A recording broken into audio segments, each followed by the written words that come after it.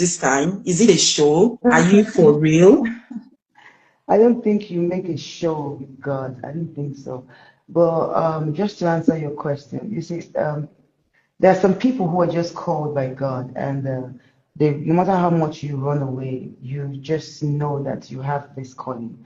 And for my case, I think God just wanted me to experience everything, because at this stage of my life, I can say I've done it all. So what is it that can take me away from the presence of God now? I have already done everything. You know, the other time when I came to Christ, it was not like I didn't want to stay. It was not like I had an intention to run away. But there were some kind of things in life that I had not experienced. You understand that I didn't even know that existed. Something like that, some different kind of thing.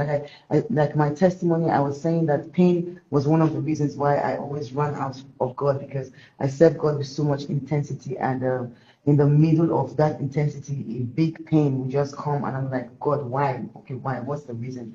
And I now know better that no matter what happens, God still remains God. It doesn't matter whether the pain will come. He never even promised us a smooth and rosy bed. He only says that he's going to be with us. He's going to walk with us through it all. It does not matter what we face. It doesn't matter the challenges. He will walk with us. So I think I know too much now to say that I am for God, and I'll be with him till the end. You said something that caught my fancy, and I'm sure it caught a lot of people's fancy. You talked about being called. So God called you like this now, because some people would be like, Tonto, God called you. I have always had this calling right from when I was a child. At 19, I was going to be a pastor until I just ran away for no reason. I've been in church since I left secondary school.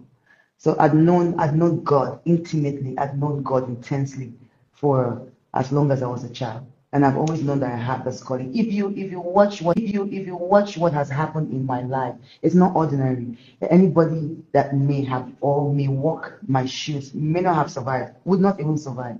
Because God called me for something, and He needed me to go through all of these things to come out the firebrand that I am today. Okay. So are you about to start your own prayer channel with this calling now? Because it looks like your calling is prayer, right? Prayers and healing. You can heal. Yes, I can heal. God can heal. God can use anybody to heal. Like what? Like from headache, cold, catarrh, or diseases, It depends on what God asks me to do. So if somebody with fibroid comes to you now, you can heal the person?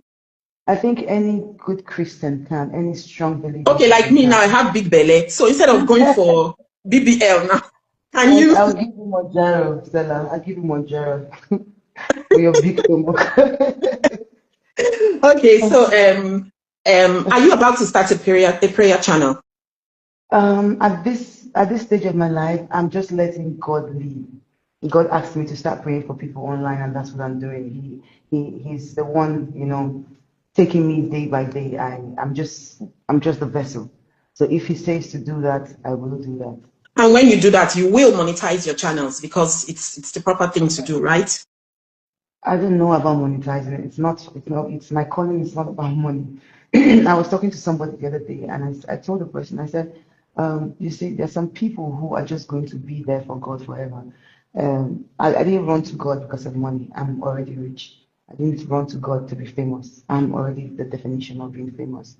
I ran to God for survival because I wanted to live, because I wanted to, turn a new leaf, because I wanted to step into the mandate, the Esther vessel mandate that He wanted me to step into. So, yeah.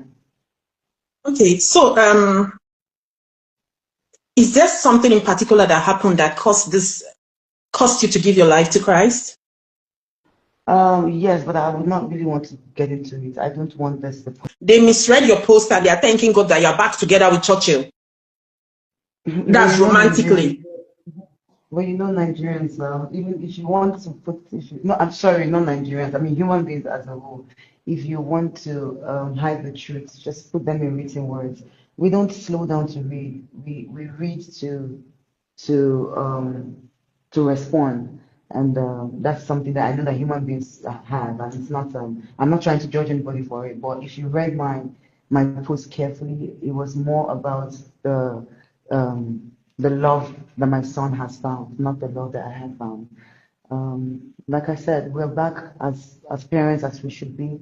God blessed us with a beautiful, amazing son that we both need to join hands to and impact because he's 10 years old and he's not 10 years old up here. He's like a 20-year-old man. He's so mature and no matter what we do in life, peace is just the ultimate. And my son has to benefit from that peace and that love. Okay. I'm almost tempted to ask about his first time of talking to his dad, but I'm sure that's very private. I don't want to go into that, except you want to tell us. Okay, if you don't want to